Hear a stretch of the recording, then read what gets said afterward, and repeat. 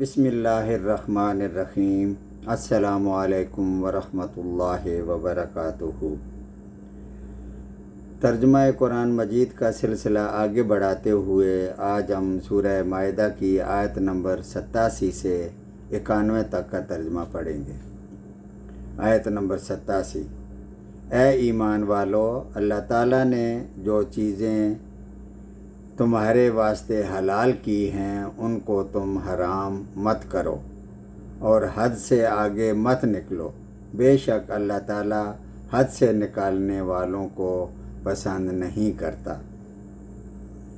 ایک حدیث میں آتا ہے کہ ایک شخص نبی کریم صلی اللہ علیہ وآلہ وسلم کی خدمت میں حاضر ہوا اور آ کر کہا کہ یا رسول اللہ، جب میں گوشت کھاتا ہوں تو نفسانی شہوت کا غلبہ ہو جاتا ہے، اس لیے میں نے اپنے اوپر گوشت حرام کر لیا ہے، جس پر یہ آیت نازل ہوئی۔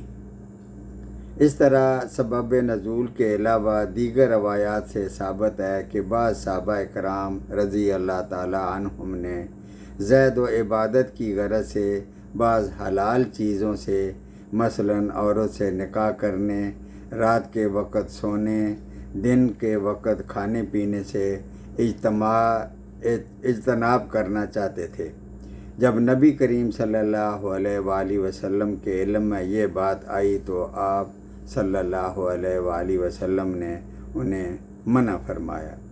حضرت عثمان بن مظعون رضی اللہ تعالیٰ عنہ نے اپنی بیوی سے کنارہ کشی کی ہوئی تھی۔ ان کی بیوی کی شکایت پر آپ صلی اللہ علیہ وآلہ وسلم نے انہیں بھی روکا۔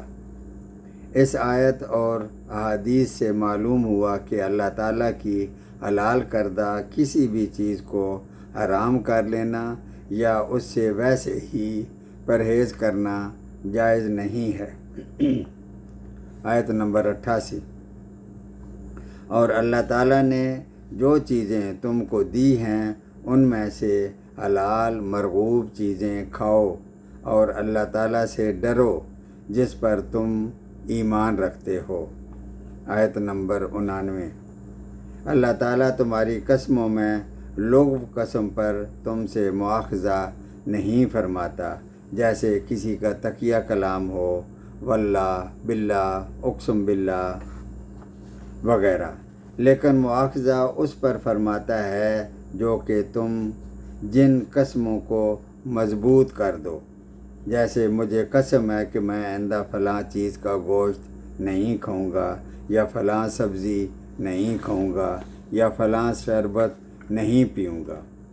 اس قسم کا کفارہ 10 محتاجوں کو کھانا دینا ہے، اوسط درجے کا کھانا جو تم گھر والوں کو کھلاتے ہو، یا ان کو کپڑا دینا، یا ایک غلام یا لونڈی کو آزاد کرنا ہے، اور جس کو مقدور نہ ہو یعنی طاقت نہ رکھتا ہو تو 3 دن کے روزے رکھے۔ یہ تمہاری قسموں کا کفارہ ہے جب کہ تم قسم کھا لو اور اپنی قسموں کا خیال رکھو۔ اسی طرح اللہ تعالیٰ تمہارے واسطے اپنے احکام بیان فرماتا ہے تاکہ تم شکر کرو۔ آیت نمبر 90۔ اے ایمان والو، بات یہی ہے کہ شراب اور جوا اور تھان اور فال نکلنے کے پانسے کے تیر، یہ سب گندی باتیں ہیں، شیطانی کام ہیں، ان سے بالکل الگ رہو تاکہ تم فلاح پاؤ۔ آیت نمبر 91۔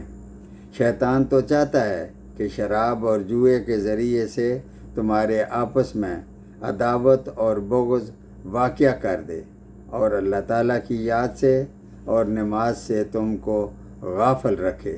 سو کیا تم باز آنے والے ہو یا نہیں؟ صدق اللہ العظیم۔